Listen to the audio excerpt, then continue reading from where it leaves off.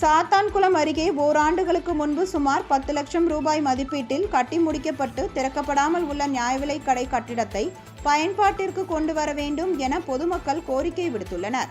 தூத்துக்குடி மாவட்டம் ஆழ்வார் திருநகரி ஊராட்சி ஒன்றியத்துக்குட்பட்ட மீரான்குளத்தில் 300க்கும் மேற்பட்ட குடியிருப்புகள் உள்ளன. இங்கு கடந்த 2023-2024 நிதியாண்டில் மக்களவை உறுப்பினர் கனிமொழியின் தொகுதி மேம்பாட்டு நிதியிலிருந்து 10 லட்சம் ரூபாய் ஒதுக்கீடு செய்யப்பட்டு புதிய நியாய விலைக் கடை கட்டிடம் கட்டி முடிக்கப்பட்டது.